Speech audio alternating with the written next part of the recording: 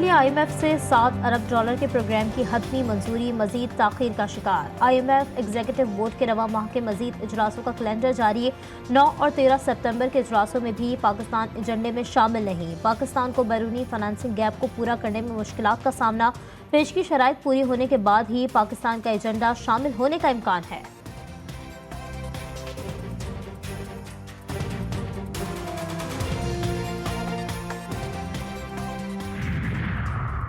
وزیراعظم محمد شہباز شریف نے کہا ہے کہ IMF کے شرائط بروقت پوری کریں گے۔ معیشت کے لیے بہت کچھ کرنا باقی ہے۔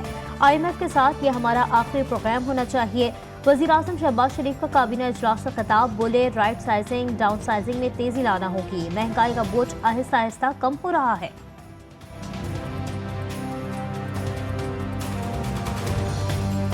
کا جو بوجھ ہے وہ آہستہ آہستہ کم ہو رہا ہے اور جو اگست کا جو ریٹ ہے وہ سنگل ڈیجٹ میں آ گیا ہے 9.6%۔ تو پچھلے سال یہ تقریباً اسی ماہ میں 27% تھا۔ الحمدللہ ایک بہت خوشائن بات ہے۔ اخراجات کم کرنے کی ایک جو ایفرٹ ہے اس میں ہم نے تیزی لے کے آنی ہے۔ امریکہ کا پاک ایران گیس پائپ لائن پر پھر اعتراض۔ ترجمان امریکی محکمہ خارجہ میتھیو ملر نے کہا کہ ایران کے ساتھ تجارتی معاہدوں پر غور کرنے والوں کو ممکنہ رد عمل سے آگاہ رہنے کا مشورہ دیتے ہیں۔ پاکستان کی توانائی کی کمی کو پورا کرنے میں مدد کرنا امریکہ کی ترجیح ہے۔ ترجمان نے دہشت گردی کے خلاف پاکستان کو اتحادی قرار دیتے ہوئے کہا کہ دہشت گردی کے خلاف جنگ میں ہم پاکستان کے ساتھ کندھے سے کندھا ملا کر کھڑے رہیں گے۔ پاکستان میں دہشت گرد حملوں کی مذمت کرتے ہیں۔ پاک فوج عوام کی غیر متزلزل حمایت سے انسداد دہشت گردی کے لیے قربانیوں کو رائیگاں نہیں جانے دے گی۔ Army chief general Syed Asim Munir کی زیر صدارت کور کمانڈر کانفرنس شرکا نے عزم کیا کہ فوج میں موجود کڑے احتسابی نظام پر عمل درآمد کے ادارے کے استحکام کے لیے لازم ہے۔ کوئی بھی فرد اس عمل سے بالاتر اور مستثنی نہیں ہو سکتا۔ فوج ایک منظم ادارہ ہے۔ پاک فوج کے ہر شخص کی وفاداری ملک اور افواج پاکستان کے ساتھ ہے۔ فورم نے اسرائیل کے نہتے فلسطینیوں پر جاری بربریت اور نسل کشی کی بھی شدید الفاظ میں مذمت کی۔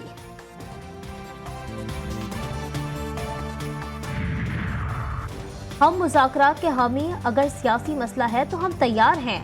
جو لوگ دہشت گردی کر رہے ہیں وہ کیا کہتے ہیں؟ جو لڑ رہا ہے وہ یہ نہیں کہتا کہ میں سڑک کے لیے جنگ کر رہا ہوں۔ وزیر اعلیٰ بلوچستان سردار سرفراز بگٹی کا بلوچستان اسمبلی سے خطاب، بولے جب بلوچستان میں الیکشن ہوتے ہیں تب الزامات لگتے ہیں، معصوم لوگوں کو قتل کرنے والوں سے کیا مذاکرات کریں؟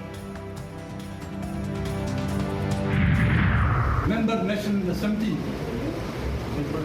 اس اسمبلی میں جہاں پر وہ اسمبلی جو ہماری بچیوں کی چیخ و پکار نہ سن سکے، وہ اسمبلی جو میری بچیوں پر لاٹھی چارج جو گولیاں برسائی جاتی ہے وہ ان کو نہ روک سکے، تو اس اسمبلی میں بیٹھنا میرے لیے بہت مشکل ہوگا۔ آج ہی میں اسمبلی سے اپنے استعفے کا حکومت کو ایوان میں بڑا دھچکا۔ حکومتی اتحادی جماعت بلوچستان نیشنل پارٹی کے سربراہ سردار اختر مینگل قومی اسمبلی سے مستعفی ہو گئے۔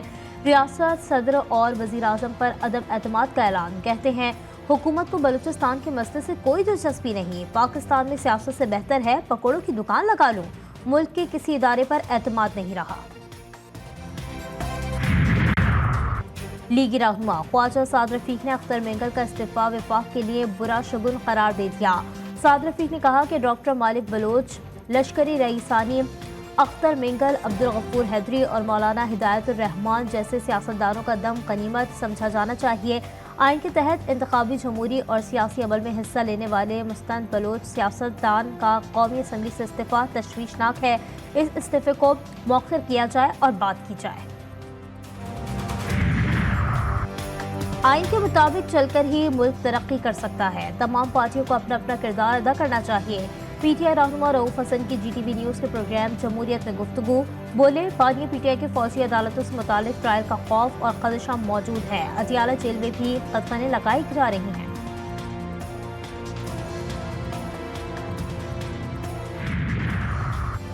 بانیہ پی ٹی آئی اور بشرا بیوی کے خلاف 190 ملین پاؤنڈ ریفرنس پر سماعت آج ہوگی۔ کیس کی سماعت اڈیالہ جیل میں ہی ہوگی۔ احتساب عدالت کے جج ناصر جاوید رانا کیس کی سماعت کریں گے۔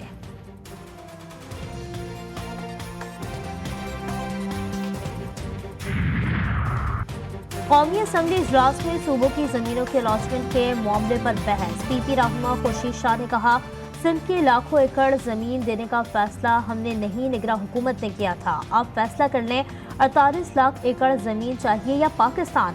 وفاقی وزیر آبی وسائل سینیٹر مصدق ملک نے جواب دیا کہ اگر زمین دینے کا فیصلہ آپ نے نہیں کیا ہے تو فیصلہ واپس لے لیں۔ آپ زمینیں دے بھی رہے ہیں، واپس بھی نہیں لے رہے اور اعتراض بھی کر رہے ہیں۔ آپ فیصلہ کریں، یہ گفتگو ختم ہو جائے گی۔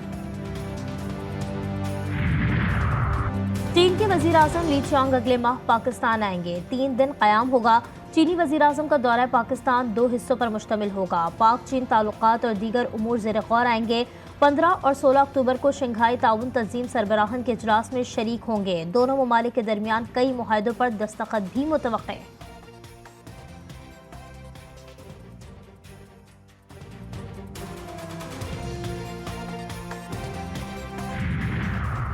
ٹام سوسی امریکی کانگریس میں پاکستان کاکس کے سربراہ بن گئے۔ ٹام سوسی کا پاک امریکہ تعلقات بہتر کرنے کے عزم کا اظہار، کہتے ہیں پاکستان کاکس کی ذمہ داریاں سنبھالنے کے لیے انتہائی پرجوش ہوں۔ آئندہ ماہ نومبر میں پاکستان کا دورہ کریں گے۔ شیلا جیکسن لے کے انتقال کے بعد ٹام سوسی نے کاکس کی ذمہ داری سنبھال لی ہے۔ انتخابی بغاوت کیس میں سابق امریکی صدر ٹرمپ نے نئی درخواست دائر کر دی۔ ٹرمپ کے فرد جرم اور الزامات پر قصوروار نہ ہونے کی استدعا۔ ٹرمپ عدالت میں پیش ہونے کے حق سے دستبردار۔ ٹرمپ کے وکیل کل عدالت میں پیش ہوں گے۔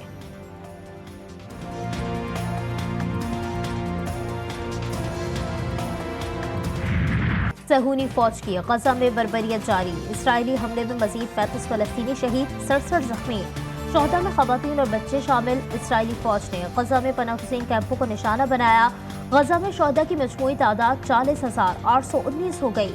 94,251 افراد زخمی ہوئے۔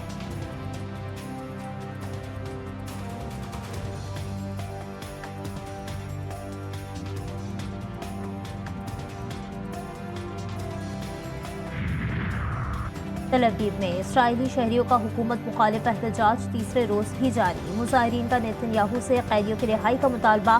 مظاہرین کا مطالبات کی منظوری تک احتجاج جاری رکھنے کا عزم۔ مظاہرین کا کہنا تھا کہ وزیر اعظم نیتن یاہو کے ہاتھ خون سے رنگے ہوئے ہیں۔ امریکی جہاز کی آمد پر ترکی میں شدید احتجاج۔ ازمیر فوج پر ہزاروں ترک شہری سڑکوں پر نکل آئے۔ ترک شہریوں نے غزہ سے اظہار یکجہتی اور امریکی جنگی جہاز کو واپس بھیجنے کا مطالبہ کر دیا۔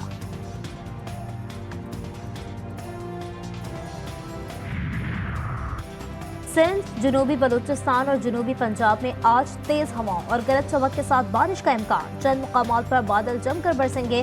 خطہ پوٹوہار، بلائے خیبر پختونخوا، کشمیر اور گلگت بلتستان میں بھی بادلوں کے ڈیرے۔ تیز ہواؤں اور گرج چمک کے ساتھ بارش کی توقع۔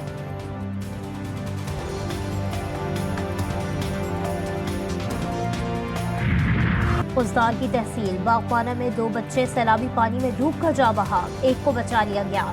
سیلابی ریلوں کے باعث M8 شاہراہ 3 مقامات سے بہہ گئی۔ گوادر سمیت وسطی بلوچستان کا سندھ اور پنجاب سے زمینی رابطہ تاحال منقطع۔ زیارت، قلات، سنجابی اور گردنواہ میں تیز بارشوں سے نشیبی علاقے زیر آب، ندی نالوں میں طغیانی۔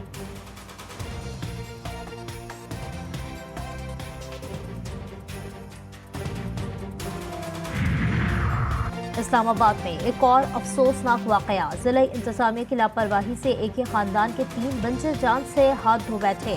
کرنول میں نکاسی آب نہ ہونے سے بارش کے جمع پانی میں پہلے ایک بچہ ڈوبا۔ ڈوبتے بچے کو بچانے کے لیے اس کی 2 بہنیں بھی پانی میں کود گئیں۔ ڈوبنے والے 3 بچوں کی لاشوں کو نکال کر پمس اسپتال منتقل کر دیا گیا۔ نہ بیٹرز چلے نہ بالرز، فیلڈنگ بھی ناقص۔ بنگلہ دیش نے راولپنڈی میں تاریخ رقم کر دی۔ پاکستان کو 2 میچوں کی ٹیسٹ سیریز میں وائٹ واش کر دیا۔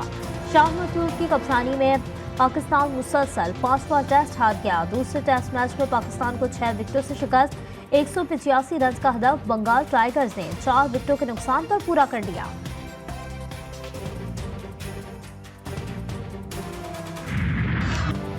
اور پرسوز آواز کے مالک معروف گلوکار حبیب ولی محمد کو دنیا سے رخصت ہوئے 10 برس بیت گئے۔ ان کے نغمے اور غزلیں عوام و خواص میں یکساں مقبول ہوئیں۔ حبیب ولی محمد نے بے مثال سر، لاجواب تال اور مذکور پر آواز سے ہر گیت کو یادگار بنایا۔